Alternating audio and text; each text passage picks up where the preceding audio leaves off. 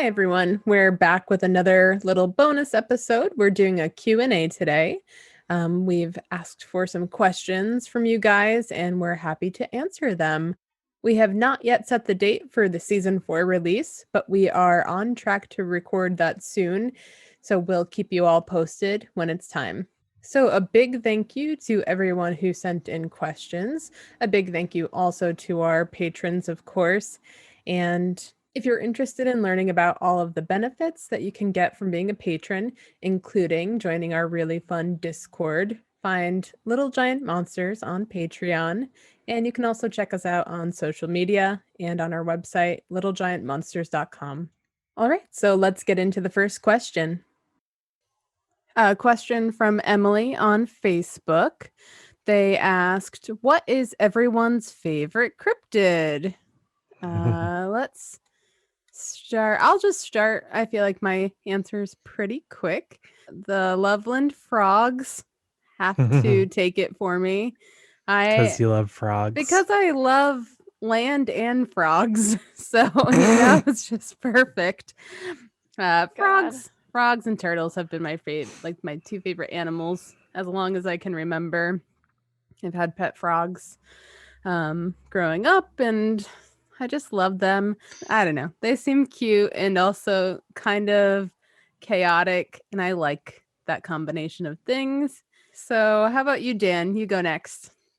For me, I've always been a cat person. I've always loved the water, so Mishapeshu is mine. So y'all get away. Hell, even in Pokemon, I loved Vaporeon. Yes.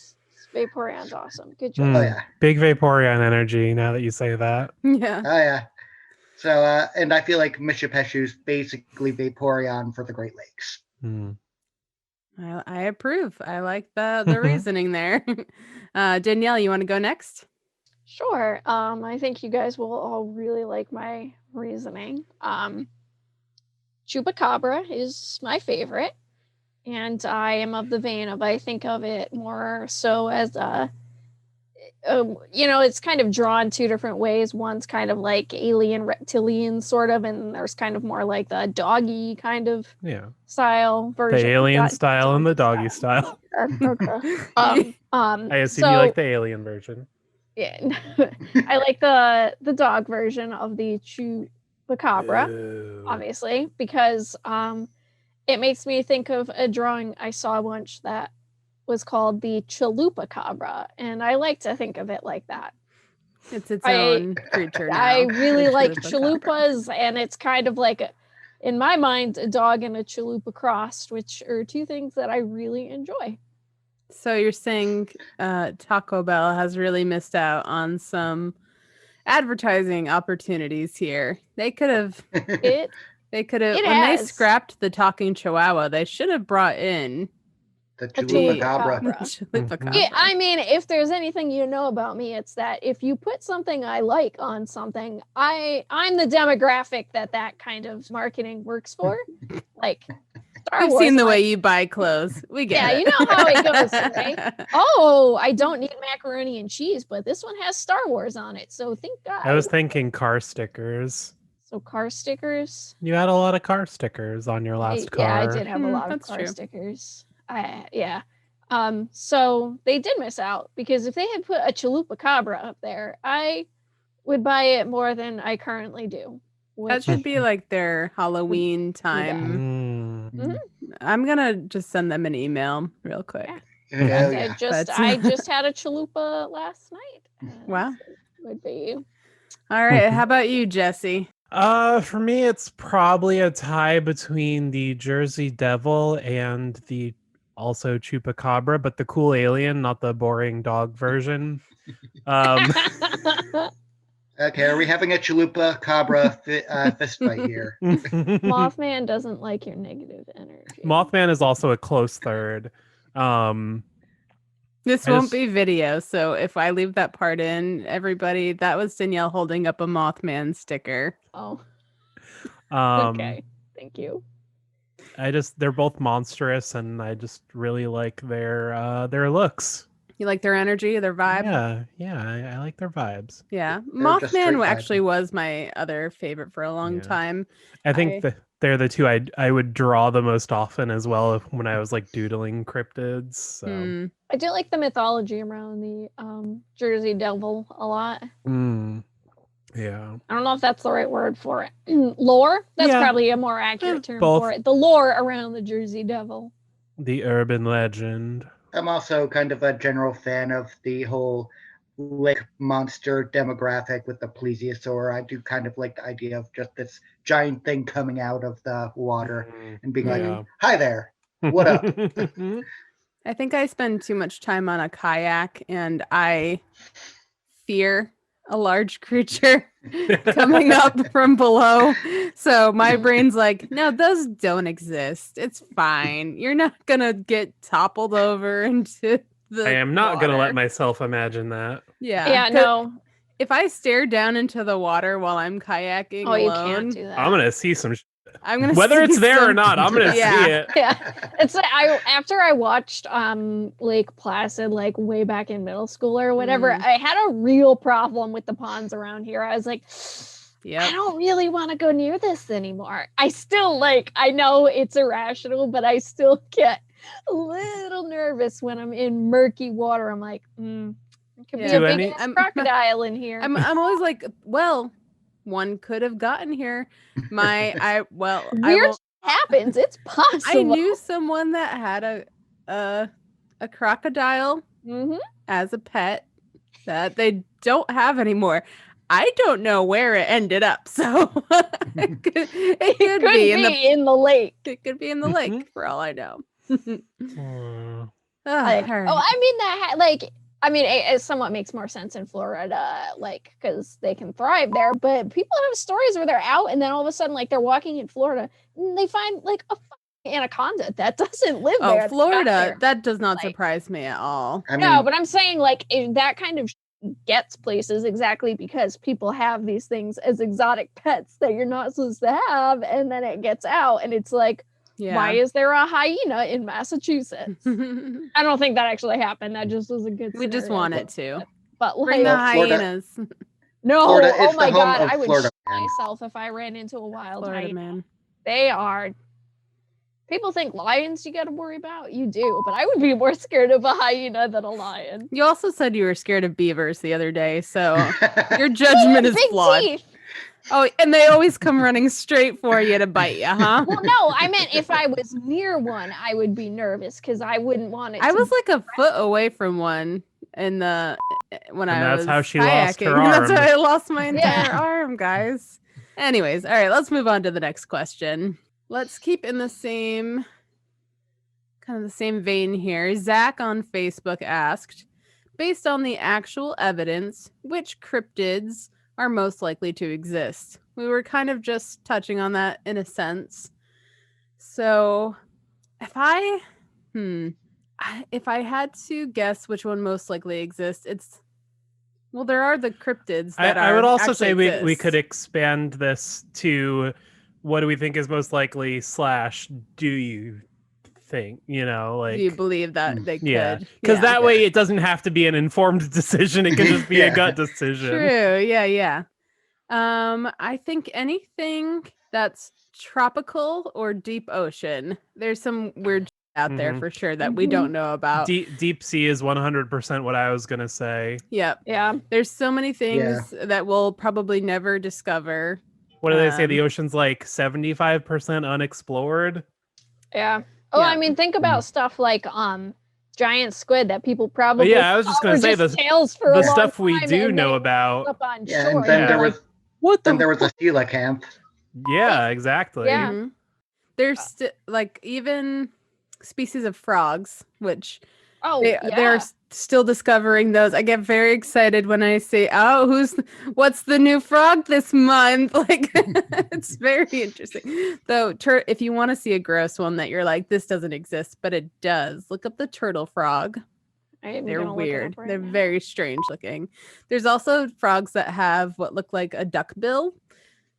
What? So it's like these creatures exist. And I could see things like the platypus that are so unique within their own like And you lineage, should know. whatever. What's the word for that? Kingdom, order, Kingdom, class, order, phylum. class. Those, all of those. Yeah, that kind of, so like those kinds of animals that are very unique within their own class. I could see that existing elsewhere. So thinking more in terms of not like what exists literally as the myths describe it, but more as I think like this probably exists as another thing that's like a reasonable explanation for it. What I think is probably one of the most likely ones is actually chupacabra, because if you've ever seen, like, I don't know if people have seen bears with mange. Yeah. Well, or I mean, like some weird dogs with mange. Yeah, and, in like, that things sense, like chupacabras definitely exist because people have, caught dogs with mange and said, "See, I caught one." yeah. But, like, in that sense, they definitely do. It's just Yeah. that, like, they're not necessarily their own thing. Yeah, exactly. Like they exist as this other thing. Like, and I think there's probably a few that are like that. There's a nice running joke out there in like the ecology world that everything is a bear. Yeah. Every cryptid is a bear, and Yeah. they like will show you a silhouette, and then they like morph a bear into the shape somehow. That and owls. Owls are the other Oh, thing yeah. that like Yes. come up very frequently as cited Mm. for being mistaken for something else because their Yeah, there's- wingspan is insane when you look And at them. they attack people much more than I think people realize. Like Yeah. they have when you're in a no moment of problem panic. going after people, and they can fuck shit up. There's Yeah. actually a whole, I think it's called The Staircase on Netflix, something like that. Is it the one where the murder case? Yeah, where Oh, The yeah. micro actually feathers they think- found. yeah, what ended up happening The owl where they killed thought the them. husband murdered this Mm. woman, but when you see the actual evidence and talk to them, what they think Mm. actually happened was a barred owl, which are very common for the area and known to attack, flew in Mm. and attacked this woman and And then she fell down the literally- stairs or yeah. something and cracked Yeah. her And head, ended I up think. Mhm. causing her death. Yeah, So, I remember like, that story. So- Yeah. And Yeah. in that same vein, some bats in the tropics have giant wingspans. And I mean, I thought like when I read these wingspans, I'm like, okay, I understand how big it is. You really don't until you see it. Like And heads seen that basically look like swans. dogs. yeah, I'd never seen until we went running that one time at the park and the swan attacked the goose. I've seen swans, but I've never seen them with their wings open. And you cannot imagine how much bigger a bird that size is with its wings open until you see it and you're like, holy, Yeah. that I is huge. I saw a video just today of today. an albatross, and I was like, Jesse, have you seen an albatross before? They're was like at There was least 2 or someone 3 crouching feet next wide, to it, just doing sitting like there. conservation efforts, and it looked nearly as big as the human, like a toddler size at least. So I was just, it's wild. They look like giant seagulls, basically. Mhm. One I didn't mention, just to put a specific cryptid out there that I keep just in my heart because I just want to believe is Bigfoot. Okay. That's the one that everyone talks about, and I feel like Mm. I don't know if it's the Bigfoot that everyone has put labels on, like the way that they are described, but I think there's something like that Mm. out there. Plus, I think for Bigfoot is the fact that like every culture around the world has pretty much some variation of something similar to Bigfoot, which also kind of ties in with some of the cryptids / like legends / mythology, where I think some of them are probably passed down Oral history. of like prehistoric creatures. Like I That's was an just interesting thought. Yeah. because like I was just researching one legend. It's a Native American creature. I forget what the actual name is, but it's basically called the stiff-legged bear. And the way it's described is basically a giant bear with tusks and like a a very slow gait. So basically like a woolly mammoth. Yeah, that's Yeah. okay. That's what I was Like thinking it was going yeah, to. like different legends like that where it's like they probably had encounters with They only had their own reference to describe Yeah. it, and maybe Mm-hmm. that was a creature that they knew of, but they labeled it a little Yeah. differently. Yeah. which So it aren't really technically comes to- cryptids because but that's like the chupacabra thing again. It's like things we know, but like Yeah. they're not around anymore, so it's still exciting. Right. Mm. Yep. Hmm. Dan, what's your thoughts? My thoughts were pretty much summed up by yours when you were going with either deep forest or deep ocean. Hmm. But as a specific one, because I did start looking into some of it before recording this, was something from around Brazil, Bolivia area with the Mapinguari. Yeah, Hmm. where it just looking at it, it looks fun. It looks like Can it you could be a describe bear. it? Giant ground sloth basically is like Oh, the okay. common theory of what it could be. Huh. I mean, the like mythological version is basically like a cyclops with a giant like mouth on its stomach. Oh, like- okay. Well, Maybe not not quite necessarily that like far.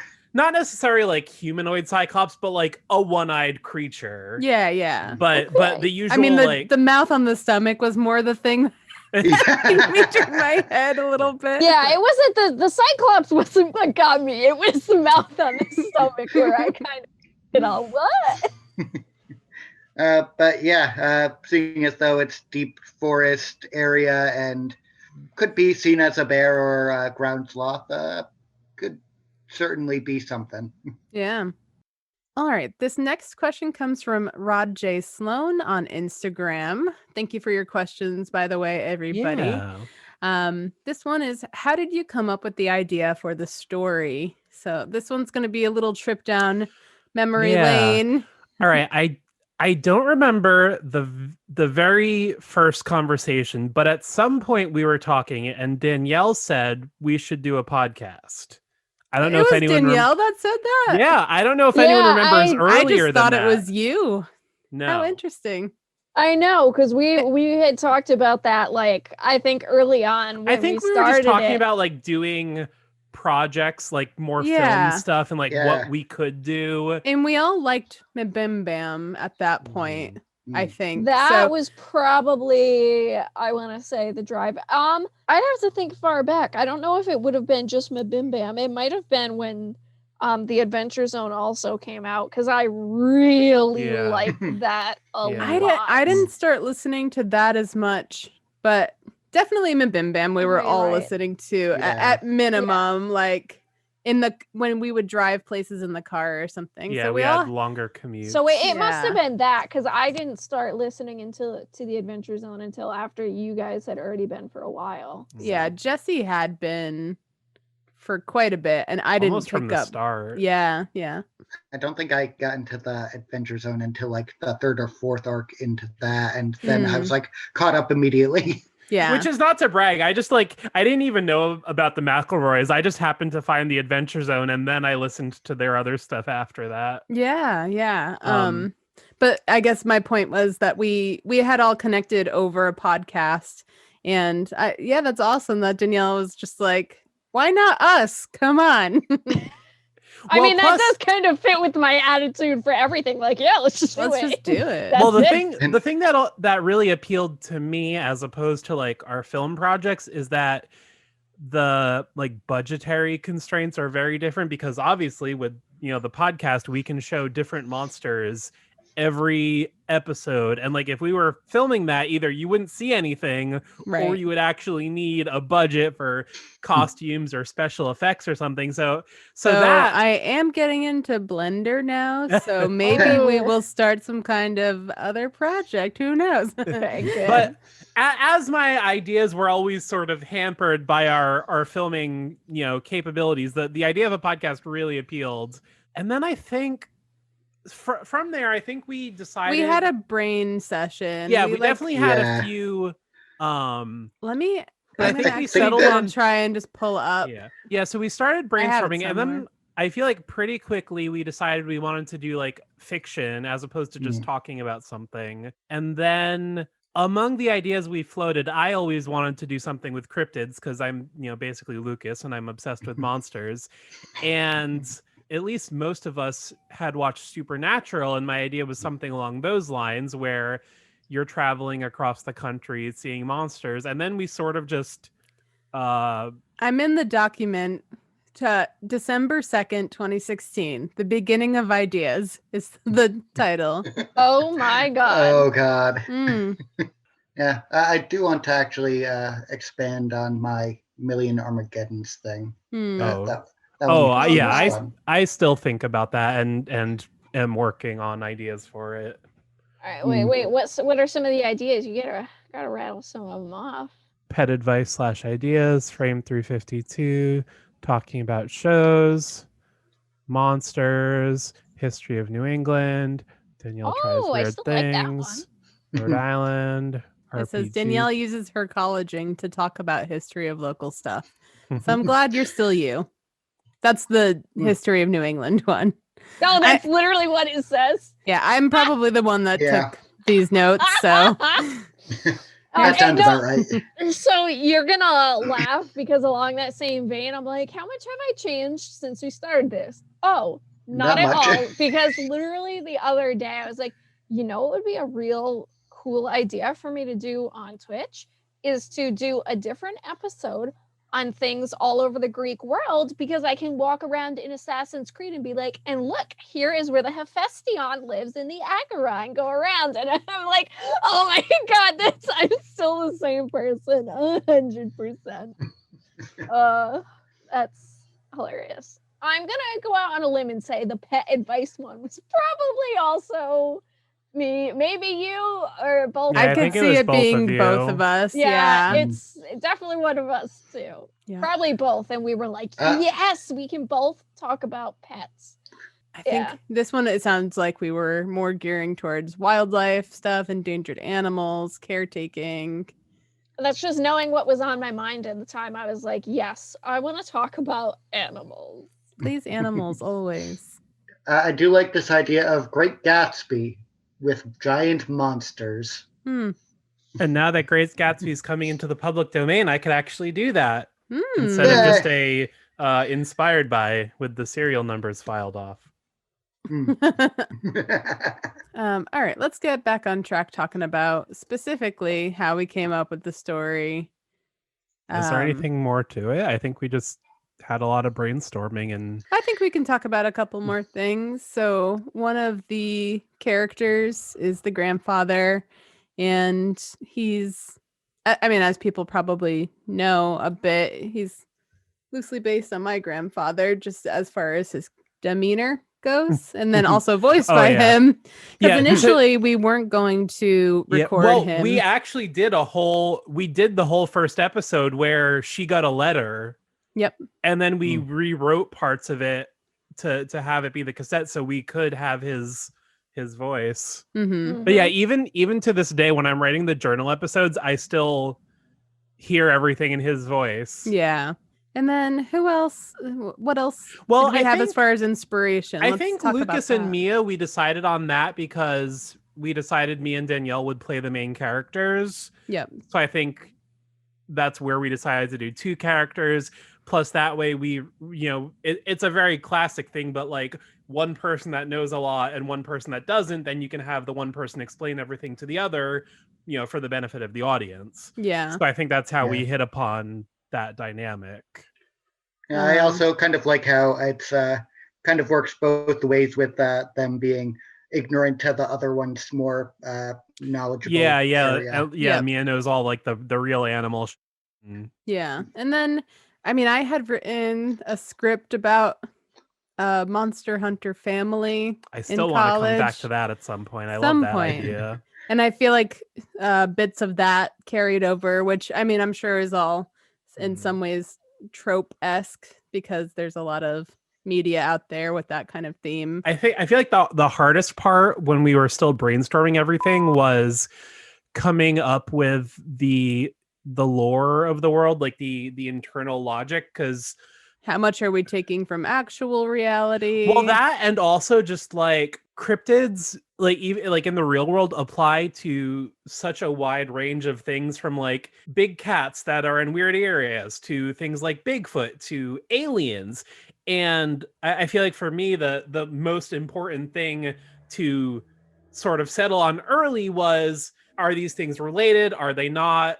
What causes them? You know, like that sort of thing, figuring out that, so that way when we actually saw the different things later on, there would be a consistent logic to them, you know, like we weren't just making it up as we go along. So I think that's what we spent a lot of time on too. Yeah. Yeah, we didn't want to go on, down that lost rabbit hole where, okay, so we're done with the arc we thought we were going to get away with. Now, here you go, a giant smoke monster. I'm still mad. Yeah.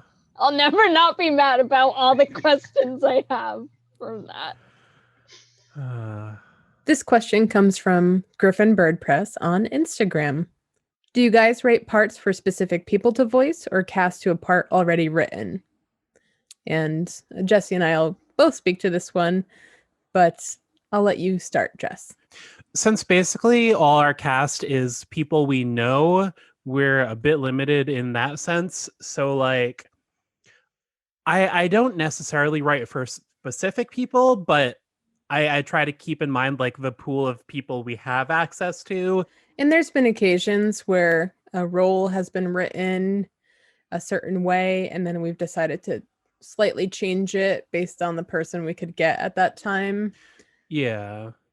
Like, I try not to have like little kids as characters too often, because we don't want to deal with, I mean, some of our friends, we know some people that have kids, but like in general, it's easier to, you know, record with adults. It also really depends on the size of the role too, because for, you know, like small witness roles that are only going to be in the show for a few minutes, I obviously, you know, I don't put as much thought into those. And, you know, we have like a few people that will voice multiple characters in different episodes. For bigger roles, I guess my process is that I try to think of like the sort of, I start from like an archetype, and then while I'm coming up with the character, I'm also thinking who would be good to play that character. So And like there's a couple components to that, because we don't want to cast someone in a recurring role that we know can't really make that commitment. So the people that we've chosen for recurring roles are often people that we know we can rely on, especially since people are doing this out of the goodness of their own heart. You know, we pay them with dinner usually. I was gonna say, we feed them, you know, we give them a lot of gratitude and all that. Like Faulkner, for example, I kind of had an idea of his, you know, personality and everything as I was creating him and writing him in his first appearance. And then once so I kind of, I knew who I wanted to play Faulkner, my friend Eric, who did end up voicing him. And so I sort of wrote it hearing his voice, but then after recording, it was like cemented, like, oh, okay, this is his personality. And then it made it much easier to write that character again in the future. And the second question from Griffin Bird Press is, do you do any Foley work for the podcast, or do you have a sound library you use? Jen, you do most of the editing. You wanna? So it's a mix of both, and it really depends on what I can find that's already created and what is easier to just create ourselves. I think in the beginning we planned on really creating the soundscapes ourselves. So I would occasionally take the recorder out. Yeah, I remember like the first half of the first season, we did like most things ourselves. Yeah. And that's definitely one way to do it, but either option is fine. There's not one thing that, you know, makes for better art than the other. But yeah, so I would take the recorder out into, you know, the woods, or I would then just place it on the ground, walk by it a bunch, stuff like that. Fun fact that I don't know if we've ever mentioned before, the sounds of Champ eating crab cakes in the second episode was our dog Ted eating some broccoli. snacks. Broccoli, yeah. I believe. Yeah. We So didn't that's- work with him again because he's a bit of a diva, but Yeah, he's something, that one. Um, and then as far as a sound library, I actually use freesound.org for a lot of stuff. They have it's user generated content, which means there's a lot of really good stuff and a lot of really strange stuff. And some of it's just like not that good audio quality. So it's hit and miss as far as what's available. But I do recommend, if you use something like that, try to donate money towards their organization. If you're not paying for the sound library, someone's still putting the effort in to curate and manage that. So we try to be good about that kind of thing, because obviously it saves me so much time being able to just search for a sound that's already being created by someone else. especially Yeah. stuff with like different animals, like go to the zoo or something. Like, no, that's a little much. Right. And there's been some occasions where I really can't find the right thing. So we either have to source it from another sound site or find something that we can kind of manipulate into sounding right. So it's a little bit of everything. But aside from being here when we record and polishing the vocals and stuff like that, that's my main contribution to this, is creating the atmosphere around all of it. So I really tried to, imagine what it would sound like there and just go for it. So yep, that's pretty much how we do our sound. And our next question comes from Carter Nation. Thank you so much for your question. And also, thank you for being a patron. We truly appreciate it.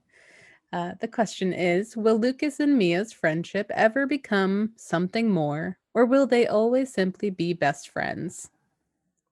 Can't just tell you that. That'd be a spoiler. Well, now that Annie's out of the way, just kidding. That's terrible. Oh, poor Annie. Poor Annie. I will say, I have thought about both of those options, and I have decided where, whether or not that will happen over the course of the show. I have made a decision on that. It's not like we're gonna, wait and see and decide later. Yeah, Jesse and I take a lot of time to discuss like the emotional timelines of these characters and what they're going through. I really like to dig into like the psychology of the characters, what they're feeling, how they would actually react given their personality, stuff like that. So we're not just like, yeah, let's just do this, it'd be fun, or let's not do this because it'll make people really annoyed or something. We really like, try to make these decisions. Yeah. And like, obviously their dynamic, their friendship is, the core relationship of the show. It is the two of them. They're the main characters. But I will say, I find, and this can just be referencing the first 3 seasons, this is not suggesting anything about the future, but a platonic friendship between 2 people that you could ship together, whatever. I feel like that's not represented a lot in media. So there's a show called Spaced, and one of my favorite things about it is it's a man and a woman who are living in an apartment together because I won't give away, I won't go into that too deeply, but it's one of those shows where you could easily just make it about their relationship and it being romantic. But it's not. They're friends. They stay friends throughout. Yeah. And like, we certainly wouldn't be tackling that anytime soon because obviously the loss of Annie will be, a large presence throughout at least the next season. It's definitely going to be felt heavily, and especially with like their fallout at the end of the last season, and they have stuff to work through. There's a lot of trauma between the two of them and independently that I think we'll be reflecting on here. So as with real life, maybe not the best time to get into a relationship anyway. We'll be excited to take you along the journey and you'll see where it goes. And the last question from Griffin Bird Press. Did you have the ending planned out from the start, or has it evolved along the way? Yes, absolutely. I planned it out from the start. Well, we did. One thing that always drives me absolutely crazy is shows like Lost, where they clearly just made stuff up as they went along, and it's just such a letdown. So once we decided that, we were going to make the podcast, I knew that I wanted the whole thing planned out from start to finish.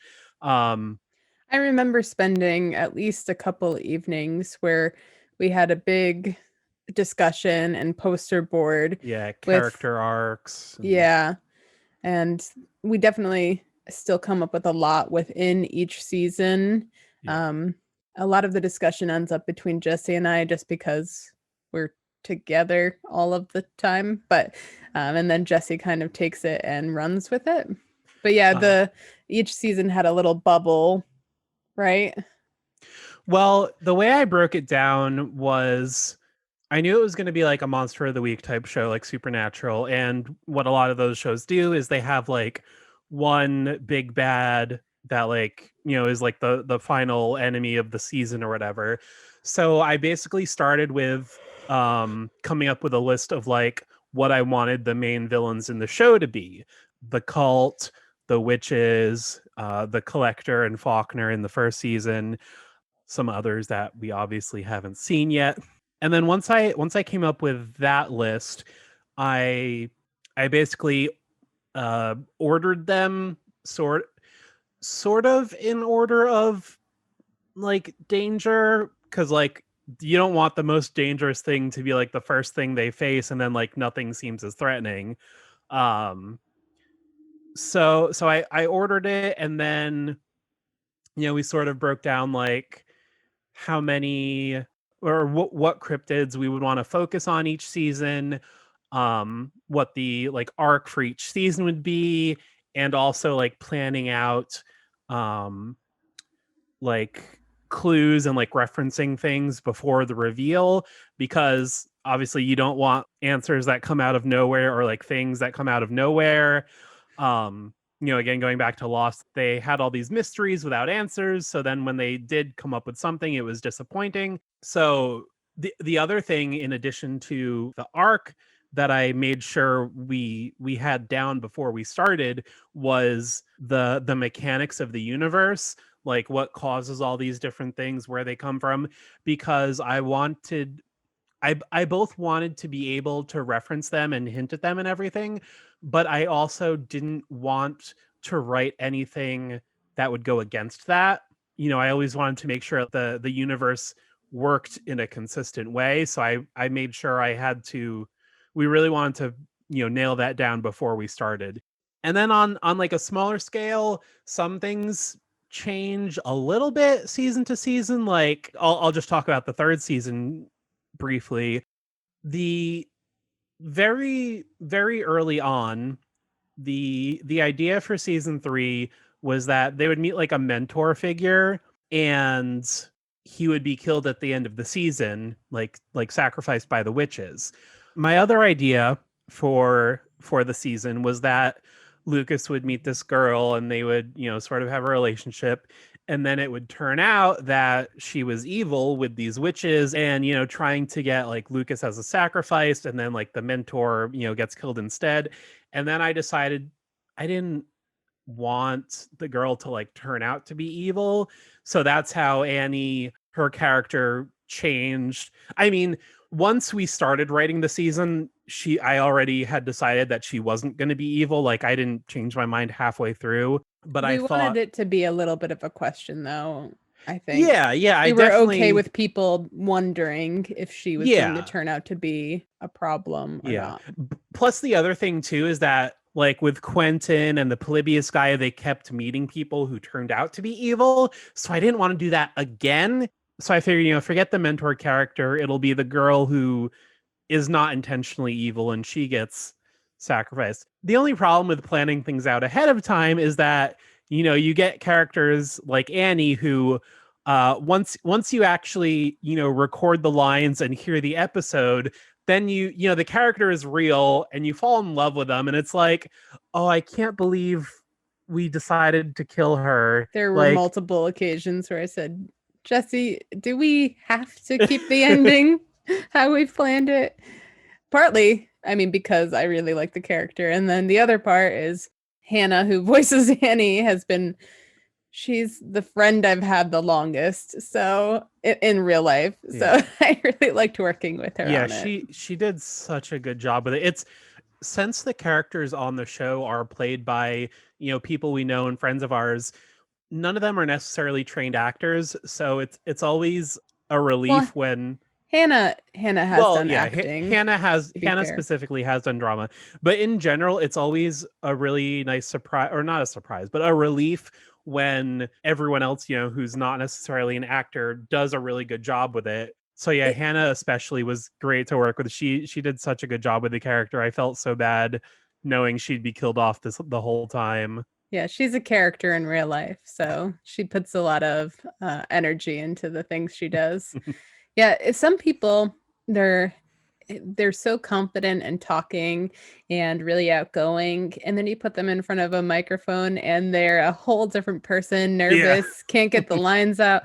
And then sometimes it's the opposite, where the Mm, shy folks are the ones who they feel more comfortable just putting themselves into a role, perhaps, and yeah. they get really into it. So yeah, But I it's think, fun to see that. yeah. Though I think thankfully, like, even the people that aren't necessarily the best at acting, we've been able to, direct them well enough that it all still sounds pretty good. Yeah, between me and Jesse, we can usually explain in such a way that gets a person there. Yeah. That went off on a tangent, but I think that answers it.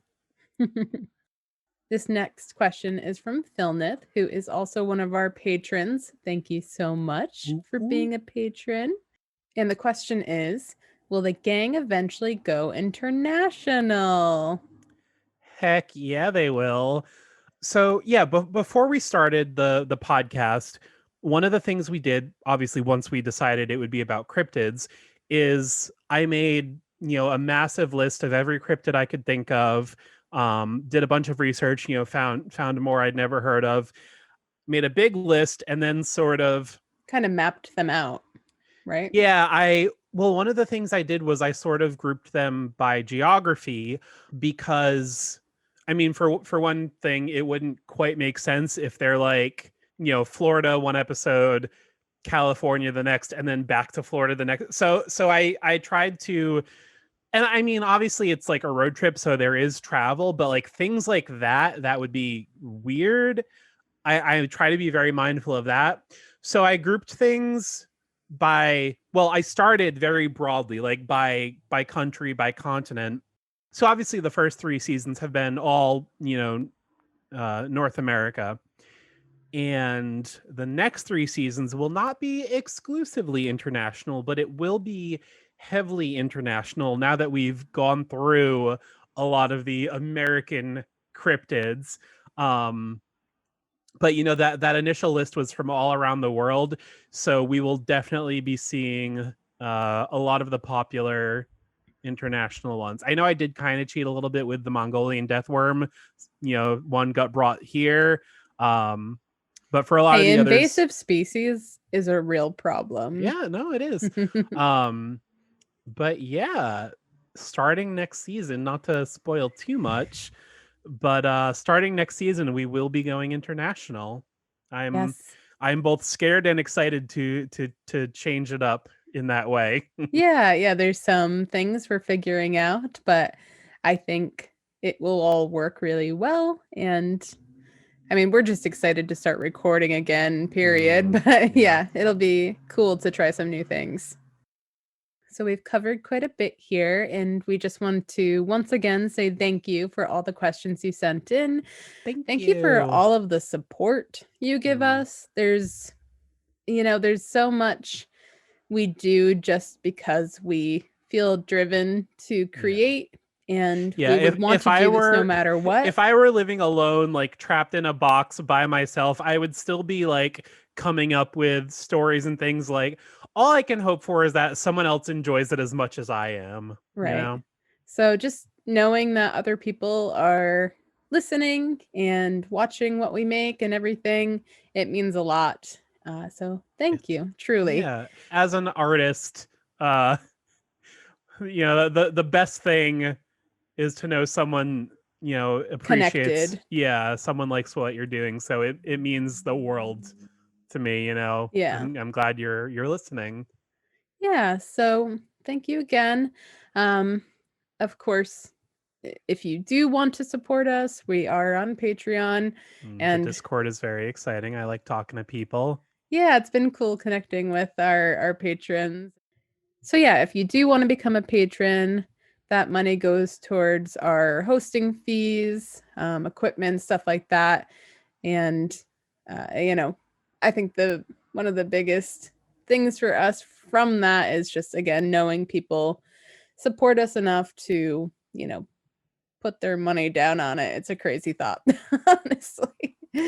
So thank you, and we will be back hopefully sooner than later. Yeah. All right, bye. Bye.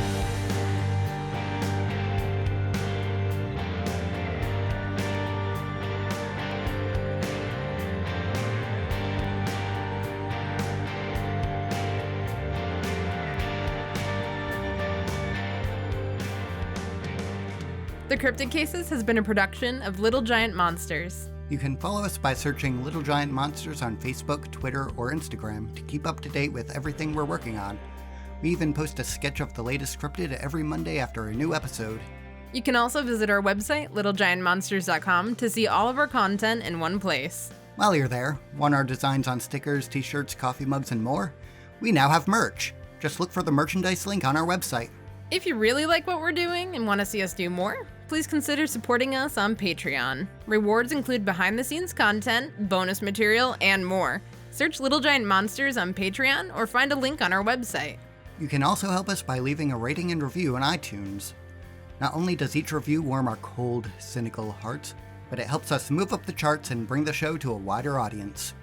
Your continued support means so much to us. Thanks for listening and see you again soon.